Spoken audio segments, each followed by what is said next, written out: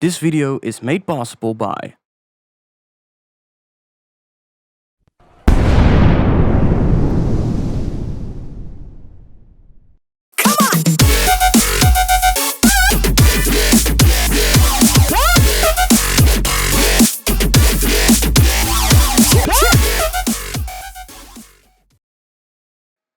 Hey there! Welcome back to a new episode of Tutorial Tuesday about the remix. In this season I talk about my remix of Zomboy's Here to Stay featuring Lady Chan, which has now been released as a free download on my SoundCloud profile.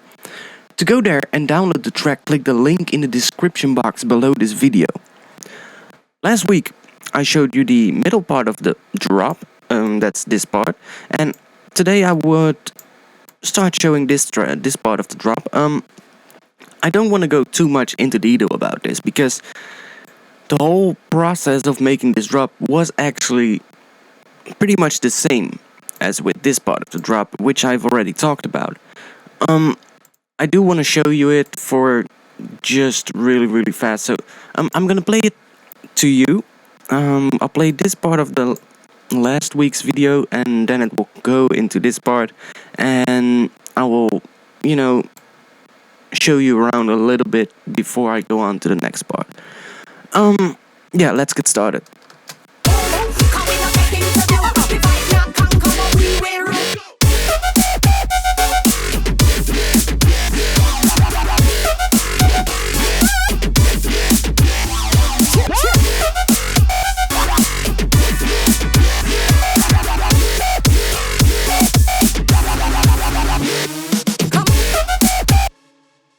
Okay, so there's a couple of things happening. First of all, when you compare this drop and that drop, you can see that they're pretty much similar. This note still hits right there. I mean, that hasn't changed. This note has become a single one. Yeah, the note that was right here is gone. These notes are pretty much the same, but I've added them, or I added some other cuts from the original samples, and I've done the same thing here. So basically what I've did is I made a little bit of a different,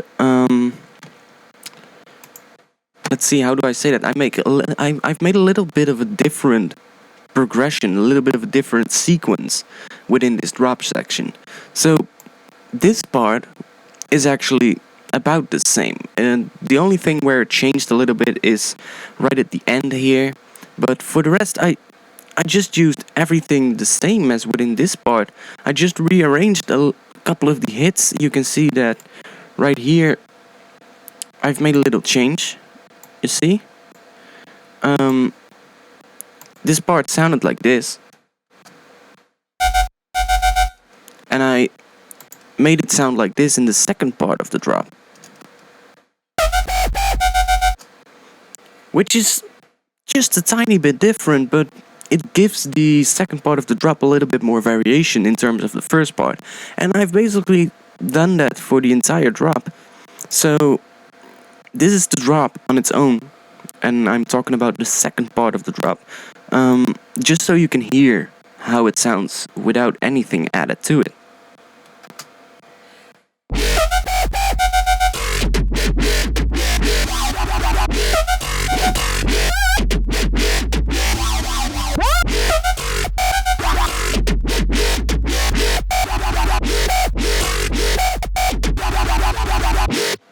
So one thing that is still interesting though, is this part. And this part, it's basically just a chop that I've chopped up and I've rearranged it and pitched it a little bit. So you get this. Now you can hear that that single note right here is pitched, right? Now I've pitched it to 3 semitones up, and that creates that little progression. And it's really simple, but pitching audio clips up and down can really help make your drop sound bigger. So if you work in audio, then really be sure to check out how that works, because it can really help you to make a good drop. Yeah, another part in this drop that I've did is right here in the second half of this second part of the drop. I've added a little cut of the horn loop that was also in this part and in the intro. And you can see I've added a little bit of auto filter frequency automation on here. No resonance, so it's just the auto filter, the low pass filter closing down while this sound is playing. So on its own, you can hear that it closes down, and that's I don't know, I really like that effect of a filter closing down. On some sounds it can really help. So without that horn loop, the drop would sound like this, or it would sound like this.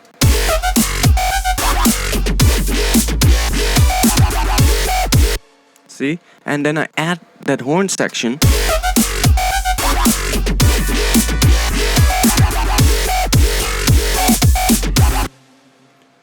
It just makes that part of the drop seems like because of that horn something is added, and you get the feeling that something is gonna happen, something is gonna change, and that is what is happening. I mean, after this drop, which I'm gonna go into now, because something has changed, you know, there's gonna be a big change in this part of the track.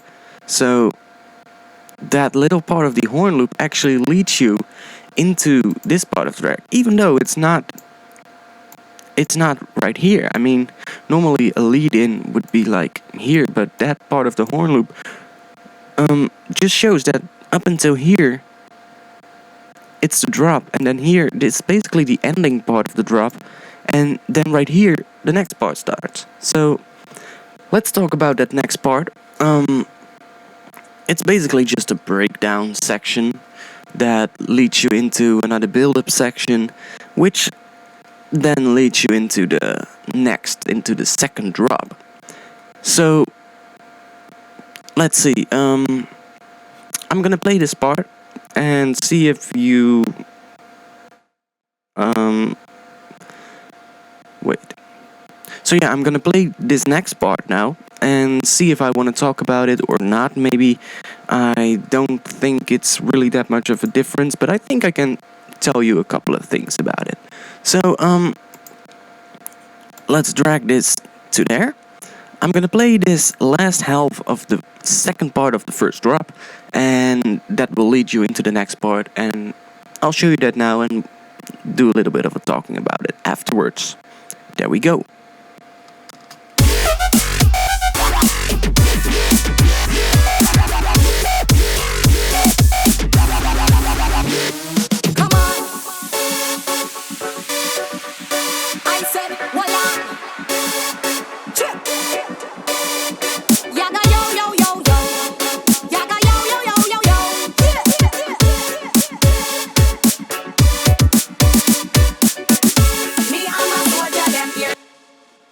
Okay, so what did I do there?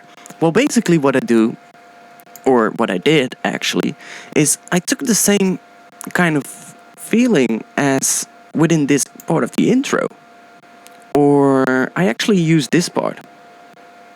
It's basically just the intro. I've took the horn and the piano loop. I used the piano loop first for the first half of this section, and then I added in the horn loop afterwards, which gives it some sort of like a build-up feeling again. As you can see, this is actually the breakdown, and this is the second build-up.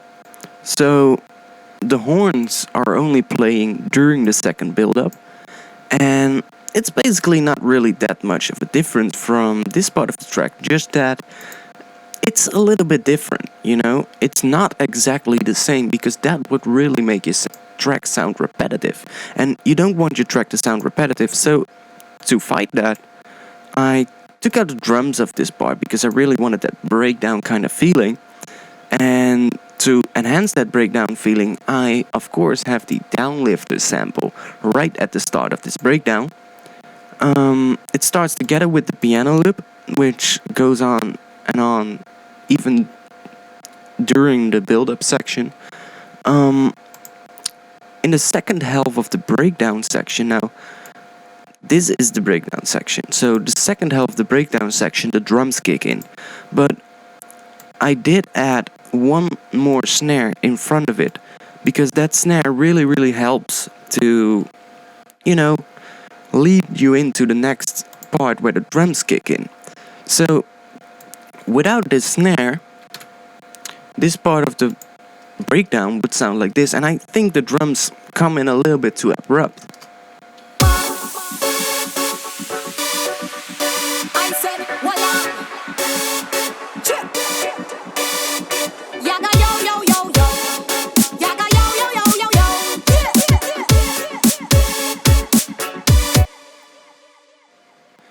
To be honest, it does work, and it doesn't really sound that much out of place, but when I add that snare right in front of it where the drums kick in, it really makes a big difference.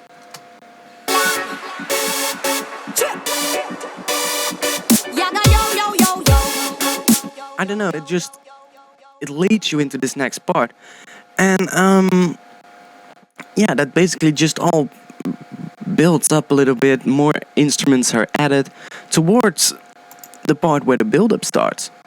And the last cool thing I guess I want to talk about is, as you can see in the end of this part of the breakdown, I've added a little bit of a fill loop made out of my kick and my snare, which is not really that interesting or that difficult to make. It's basically pretty simple. Sounds like this. That's it. I mean, it's just a little bit of a progression that I made. As you can see, the hits are hitting exactly on the grid, so it's not really something that is really difficult to make. It should, take you a little bit of time finding out where you want to place the hits, but if you found the right spot for them, then it shouldn't be that difficult to make a little bit of a fill like that. Using these kind of fills really help to make your track seem fuller and more professional, but it will also lead you into the next part, and that's why most people use fills in some sort of way, either through a drum fill or a fill with another instrument, just to add that little tiny bit of variation at the end of each section of a track, which will basically just tell you that something is gonna change in the next part of the track, and it makes everything sound much more cohesive than like one full track, instead of just, if this would be the exact same thing as right here, it would sound a lot, weaker and not full and in your face, because that little fill really leads you into the next part. So, for the percussion, well, there's just, I guess this is an offbeat hat, closed hat or open hat, closed hat. It's just hitting on the offbeat. That's the only type of percussion that is during this part of the track. And it's leading you into the next part, which is the second build-up. So the second build-up sounds like this. Now, oh yeah. On the breakdown, I have the vocal with the added automation on delay, which I talked about earlier. Sounds like you get that delay effect, which I talked about, which I also used in the intro actually, and it makes the vocals sound a lot more full and less dry. So you get something like,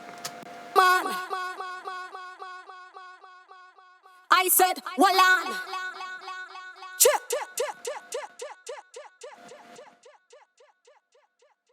I know it really makes the vocal a lot better. Then for the second build-up, I don't really think I've changed anything compared to the first build-up. No. The only thing I did change is that in the second build-up there's no intro bass. I used this bass in an earlier part of the track and in the first build-up, and it's not used in the second build-up. That's the only difference that is between these two build-ups. As you can see, the vocals are actually doing the exact same thing as in the first build-up, so I don't want to go too much into detail about this build-up. If you want to know how I made this build-up, then go back into this season of tutorials and watch my other video about the build-up, because that will show you how I made this. This build-up is exactly the same as the other build-up and does lead you into the second drop, and the second drop is a little bit different, and I want to show you what is different in this. Now, as you can see, this is the part where the first drop kicks in. This is the part where the second drop kicks in. Now you can see that there is a vocal in the second drop. Now, I just wanted to use this part of the vocal because I heard the original track, and in this part of the vocal it really gives you that chopped up feeling, and it sounds like this. It really adds something to the drop. But I had to change the overall sequence of the drop, and I'm gonna talk about that. So this is how that vocal part sounds.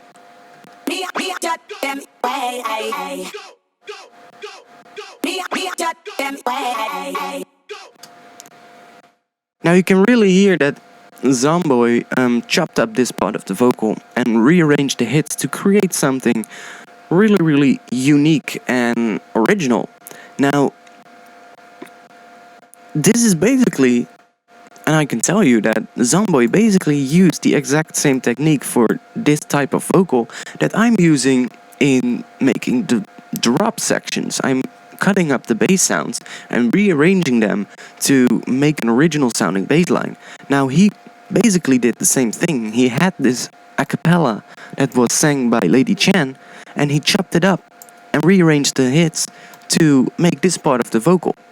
Really simple, but yet such an effective technique. So if you know how to use it, then utilize it and use it in your tracks, because it will just make your track sound a lot more original and something of your own. And everybody chops up differently. Everyone finds different kind of techniques and different routes they want to take, and that will lead you into what makes your sound.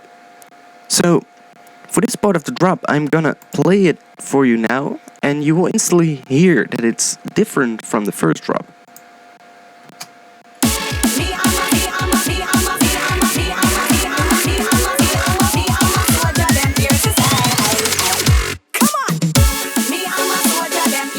Oh, sorry guys. I'm gonna play it again.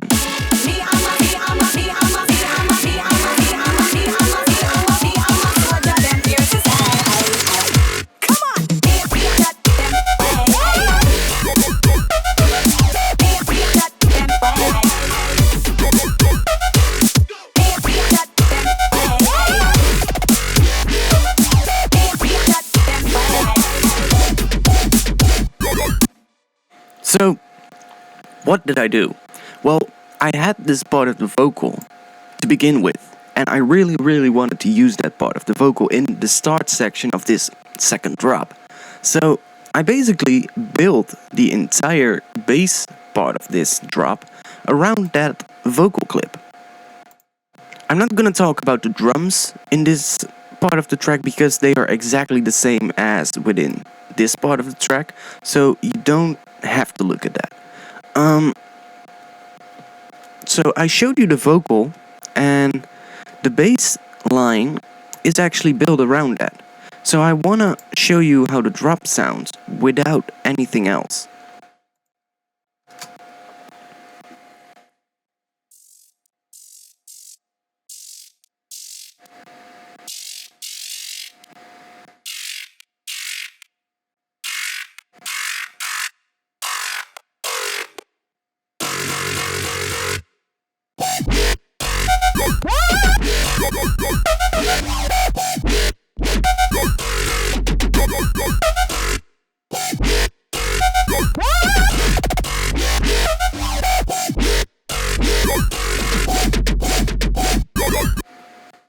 So you can hear the drop just, it sounds different because the overall sequence is different.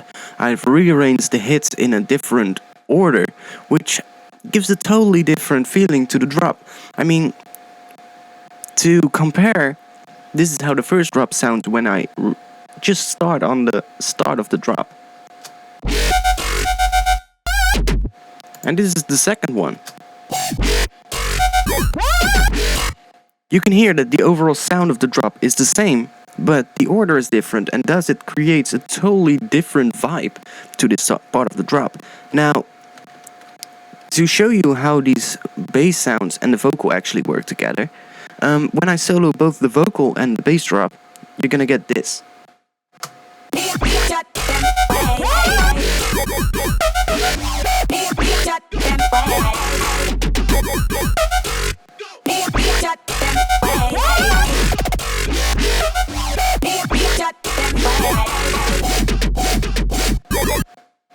So that's it. I mean, it's not really that difficult. It's not really that much of a deal of what I did. There is some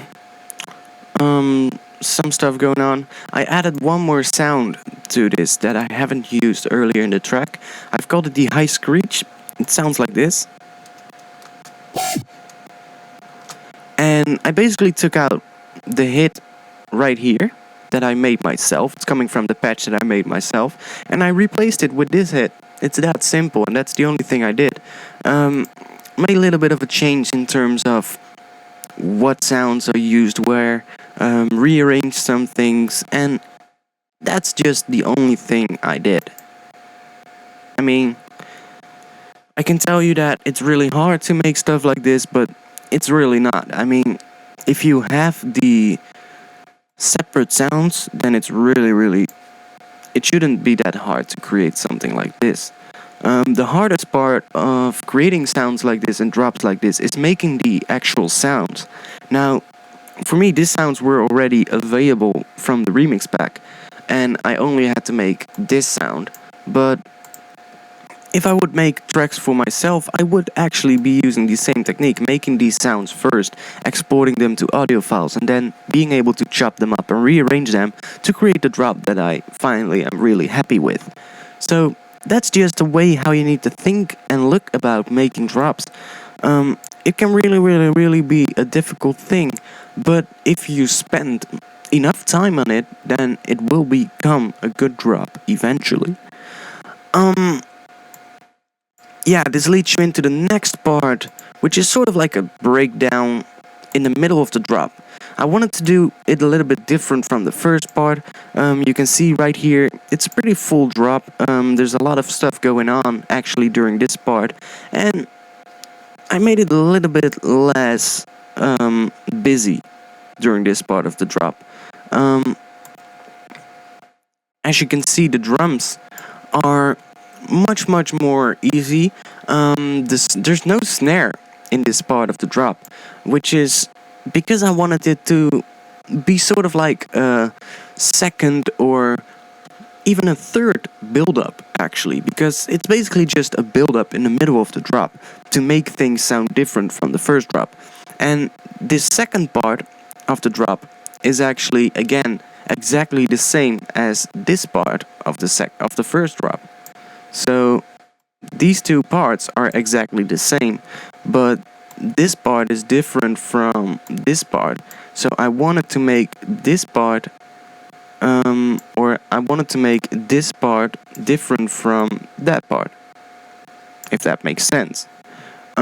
It's all about getting that variation in your track to make everything sound less repetitive and make it so that people will not skip through the track, because if this would be exactly the same as this part, people will think like, oh wait, I already heard this. So they will skip on to the next part of your track, or even skip on to the next track, and you don't want that. So that's just a little bit how I do that. I can play it to you. I'm gonna play the rest of the drop, which is basically not that much of a difference. Yeah, I'll just play you the entire second drop, and let it play on until this part of the track and see what I want to talk about more. But I really think we're going to go towards the end of this season, which should mean that I can start making the glitch hop season. So yeah, let's play this and see how it sounds and see what I did or what I want to talk about.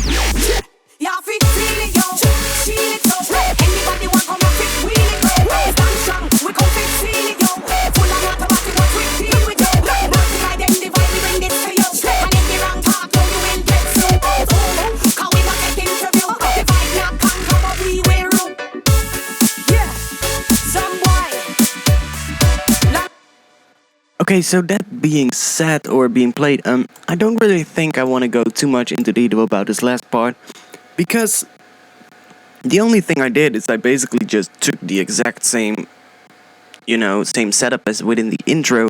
I just stripped out some elements to make it sound less big and less in your face, and I keep on taking out elements towards this part of the track until we get to the outro. And this is basically the entire outro of the track.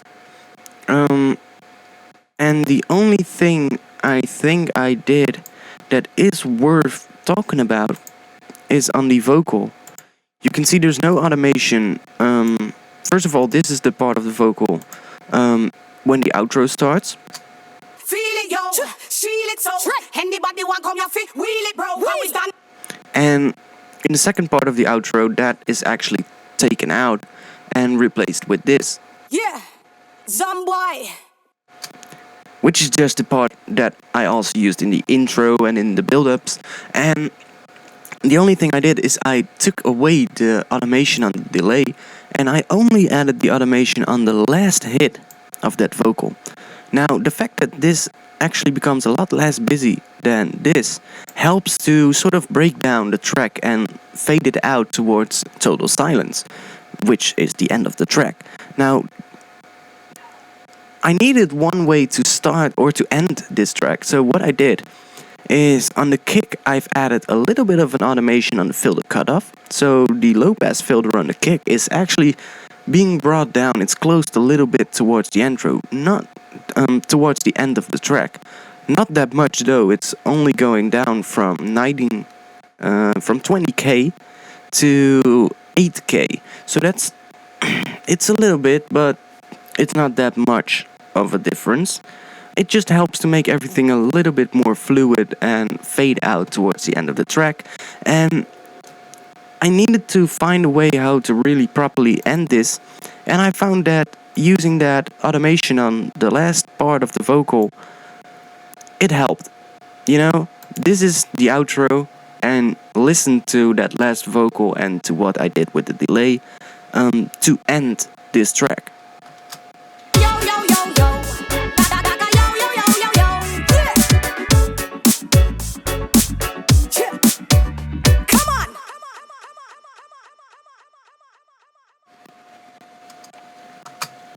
So you can hear the delay, that's actually the ping pong delay that's switching between the left and right speaker. It's only added on the left word, and it's actually helping the track fade out. And that's the only thing that I did for the outro. Basically the rest is pretty much the same as within the intro. That's it. So yeah, that's it for all these separate elements in this track, in this remix. And so yeah, that's it for all these separate elements in this remix, and that makes this season come to an end right now. I hope you enjoyed watching these videos. I'm gonna start making more videos. I'm gonna start making a new season of videos about Glitch Hub production, which will release pretty soon on this YouTube channel. There is also gonna be a separate type of videos coming soon, which are gonna be solely about sound design. So post a comment below with requests about particular sounds that you want me to talk about, and I'm gonna try to make a video about it in upcoming videos. For all your questions, click the bottom left to tweet them at ARTFX Studios and I'll answer them as soon as possible. Or click the bottom right and become a member of the ARTFX website to share your music, give to and receive feedback from other users, and just have a great time on the forum. Subscribe for more tutorials and have a nice day. See ya!